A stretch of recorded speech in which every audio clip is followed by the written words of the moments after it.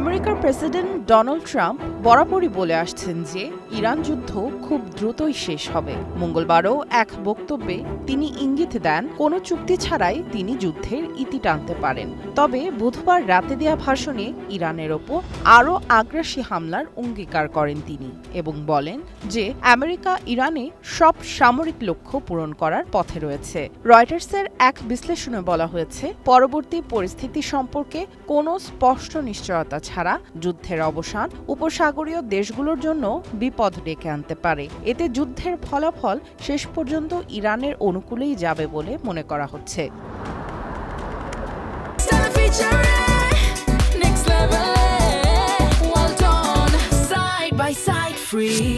দুবাইয়ের বিহুত রিসার্চ সেন্টারের পরিচালক মোহাম্মদ বাহারুন মনে করেন, কোনো ফলাফল ছাড়াই যুদ্ধের অবসান উপসাগরীয় দেশগুলোর জন্য সমস্যা তৈরি করবে। তিনি বলেন, ট্রাম্প যুদ্ধ বন্ধ করলেও আমেরিকার ঘাঁটিগুলোতে ইরানের হামলা অব্যাহত থাকার শঙ্কা রয়েছে, যা ইরানকে নৌ চলাচল, জ্বালানি প্রবাহ এবং আঞ্চলিক আধিপত্য দেবে। আর এটাই উপসাগরীয় দেশগুলোর মূল উদ্বেগের কারণ। সেই সাথে তাদের একটি অমীমাংসিত যুদ্ধের বোঝাও বইতে হবে।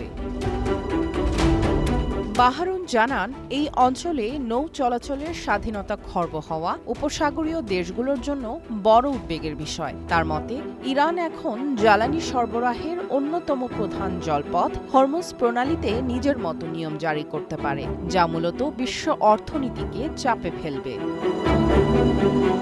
রাজনৈতিক বিশ্লেষকরা মনে করছেন, যুদ্ধের শুরুতেই ইরানের সর্বোচ্চ নেতা আয়াতুল্লাহ আলী খামেনিকে হত্যা করা ছিল আমেরিকা ও ইসরায়েলের একটি বড় ভুল। একে চূড়ান্ত আঘাত হিসেবে ভাবা হলেও বাস্তবে হিতে বিপরীত হয়েছে। বিশ্লেষকরা বলছেন, এই পদক্ষেপের মধ্য দিয়ে ট্রাম্প এবং নেতানিয়াহু এই ভূ রাজনৈতিক লড়াইকে ধর্মীয় ও সভ্যতার দ্বন্দ্বে পরিণত করেছেন। খামেনির মৃত্যু ইরানের কট্টরপন্থী নেতাদের প্রতিশোধ নেয়ার আকাঙ্ক্ষাকে আরও উস্কে দিয়েছে।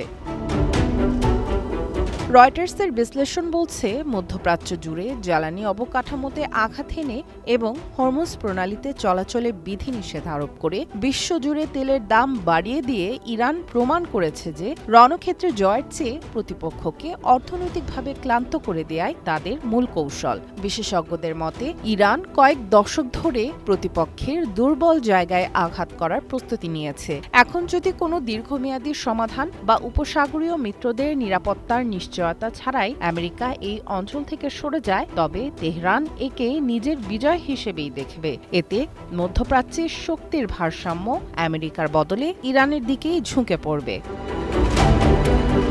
সামিয়া জান্নাহ, ওয়ান ইন্টারন্যাশনাল ডেস্ক।